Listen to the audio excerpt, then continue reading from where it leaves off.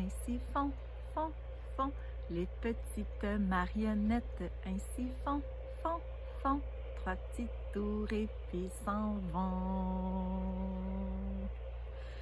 Tape, tape, sont habiles les petites mains agiles, mettons-les sur les côtés, dans ses mains à droite, danser. Youhou! C'est le printemps à Saint-Armand! Oui! Alors, bonjour chers parents, bonjour chers enfants. Contente de faire une belle vidéo dehors devant ce bel haie de cèdre de Thuya occidentale. Alors ça sent bon printemps. Il y a des empreintes de pas de mammifères dans la neige. Encore un petit manteau blanc qui couvre les feuilles mortes et aussi les oiseaux qu'on sent que tranquillement le froid est présent, mais quand même la chaleur et les journées qui rallongent, ça c'est agréable. Alors, ici, aujourd'hui, ce que j'ai envie de poser avec vous, c'est mes intentions concernant l'école de la lenteur. Vous partagez un peu qu'est-ce qui m'attire dans mon projet, puis qu'est-ce qui m'inspire dans mon projet. Alors, parce que bientôt, je pense que les choses vont pouvoir se réaliser en étapes et j'en suis très fière. Alors, première chose pour moi, dans mes intentions, c'est de oser mon cœur d'enfant dans le projet de l'école à la lenteur. Alors, je suis une adulte au cœur d'enfant dans le sens que quand je m'émerveille, quand je contemple par mes sens ou quand je chante avec ma fille, j'ai autant de plaisir. Mais évidemment, comme une adulte, mais toujours dans le plaisir du moment vécu. Et surtout que quand l'enfant sent que l'adulte est là pour l'accompagner dans le plaisir, je pense que les apprentissages sont d'autant plus facilités. Alors ça fait partie de moi. Ensuite, de partager le moment présent avec un groupe d'enfants.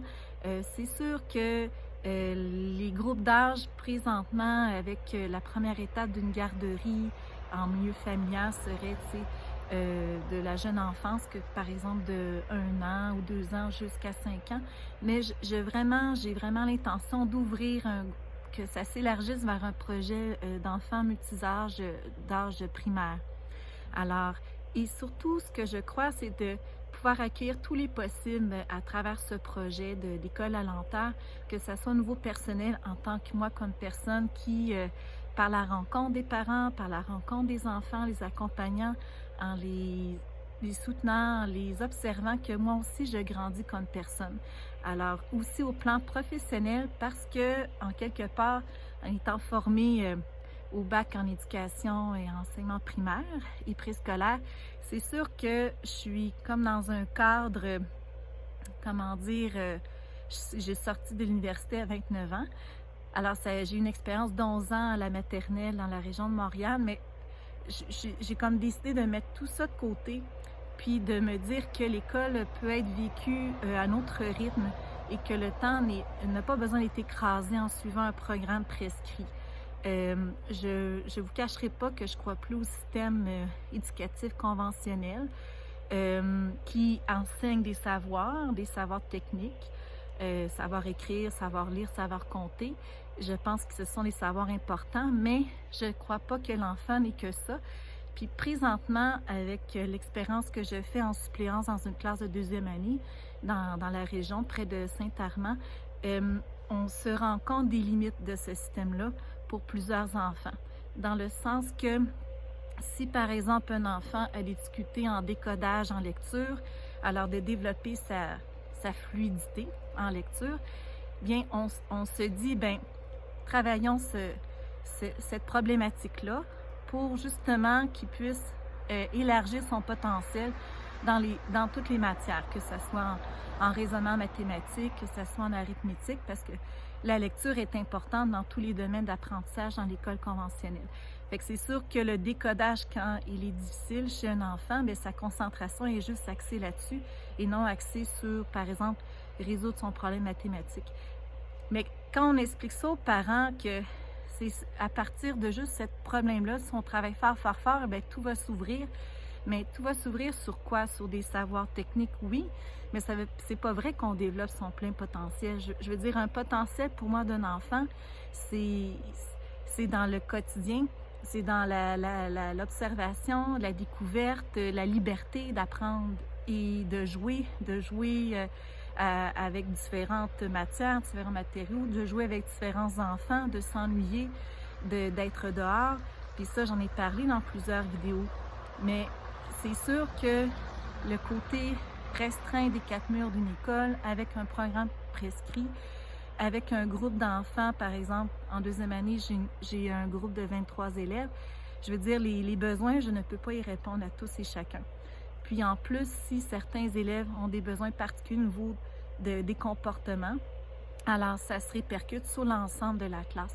Puis, en quelque part, les ressources sont limitées de plus en plus dans le système éducatif.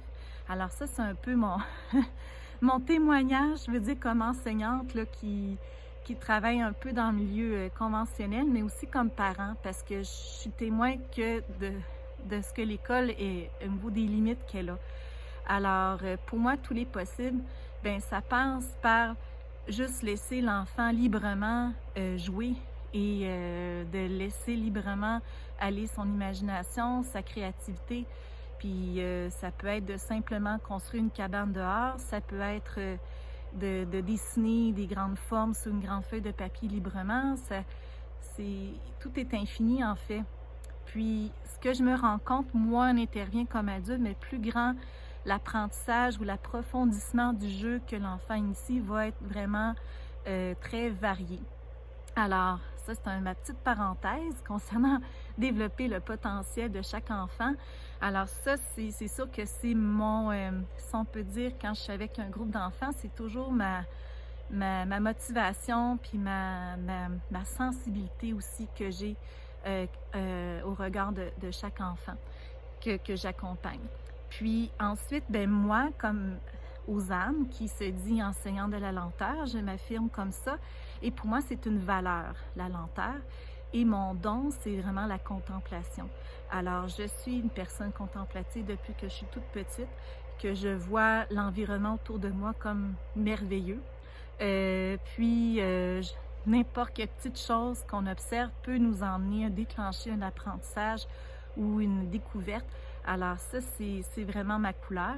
Et puis, accepter aussi mon rythme, parce que je suis une personne qui est lente, dans le sens que j'aime bien faire les choses, j'aime bien réaliser les choses sans être une perfectionniste, mais de dire que dans ce que je m'investis, je le fais avec respect de moi-même et respect aussi des enfants que j'accompagne. Alors, je pense d'être bousculé, d'écraser le temps n'est pas une solution. Puis, je dois dire que présentement, dans le travail que je fais en suppléance dans la classe de troisième année, bien, le temps est vraiment toujours écrasé. Puis ça, c'est difficile. C'est difficile à vivre parce qu'il y a des insatisfactions autant chez les enfants que pour moi, l'adulte enseignant. Alors, je pense que l'éducation, l'enseignement pour les enfants doit être autrement. Puis il y a plein de gens qui réfléchissent actuellement là-dessus, et que ce soit des groupes de parents, que ce soit des enseignants retraités, ou des enseignants qui sont actifs dans des groupes de réflexion. Mais je pense qu'il y a vraiment un grand réaménagement de l'école, peu importe quelle forme qu'elle peut prendre, que ce soit l'école maison, l'école du système éducatif ou une école de parents, une école alternative. Alors, je pense pas qu'il y ait une seule solution. Mais moi, j'en apporte une, disons, avec l'école de la lenteur. Ensuite, pour moi, accompagner les enfants, c'est de développer leur créativité, leur imagination. Puis par cet accompagnement-là, je considère qu'on peut soutenir leur plein potentiel, puis de répondre à leurs besoins et leurs intérêts au quotidien.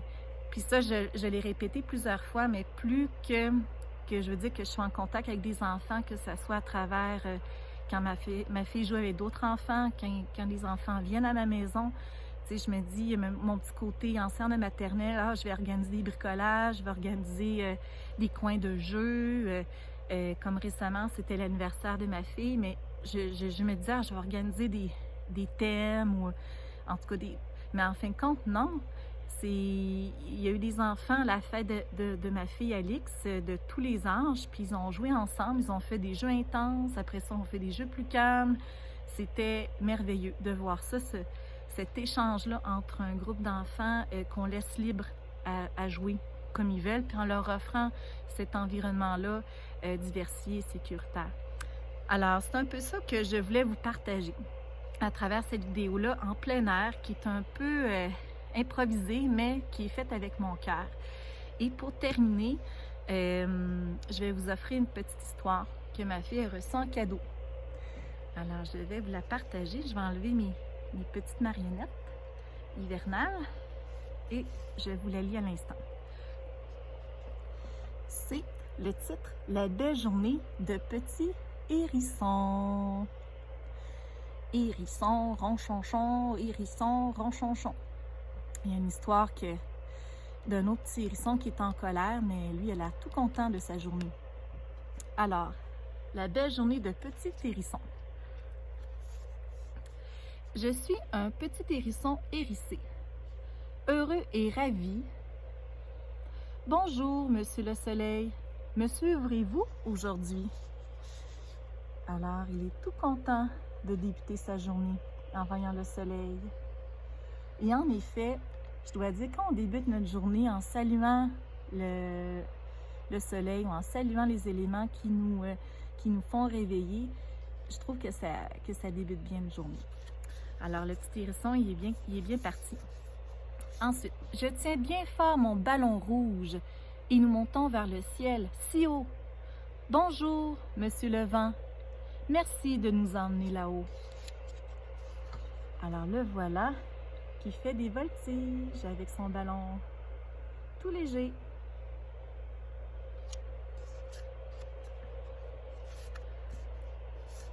J'avance sur mon petit bateau. Ballotté par les vagues, je voyage. Bonjour, Madame la mer. Merci de m'apprendre le courage. Alors, à travers les épreuves, à travers les difficultés, quand on a un environnement un peu plus houleux ou avec des défis, bien, on apprend à avoir des défis à sa mesure, puis juste un petit peu d'inconfort. Alors, c'est intéressant, il navigue en voilier sur l'eau. Et ensuite, avec la fin de la journée, mais ma partie préférée de la journée, c'est les câlins. Les câlins quand la nuit tombera. Merci, maman et papa, de me serrer si fort dans vos bras. Alors, une fin de journée avec un réconfort, il n'y a rien de plus fort. Et on reprend. On fait dodo, puis on reprend une nouvelle journée. Alors, je vous souhaite, pour moi, c'est la fin de journée. On est le soleil tranquillement va se cacher. Mais c'était mon partage que j'avais envie de vous faire. Et puis, je tiens à vous dire que je vais être plus régulière dans mes vidéos, que je vais essayer d'approfondir, évidemment, mes réflexions de comment je veux faire cheminer le projet de l'école alimentaire, mais surtout vous tenir informé aussi de comment le local d'accueil, comment tout ça va avancer, et aussi de préparer, je le désire vraiment, de faire des petits ateliers créatifs avec quelques enfants là, dans ma maison. Alors, il y aura des informations là-dessus à venir, possiblement, je dirais, peut-être au début du mois d'avril. Alors, voilà, déjà le printemps qui s'annonce. Je vous embrasse, chers parents et chers enfants. Bisous, bisous. Psh, psh, psh.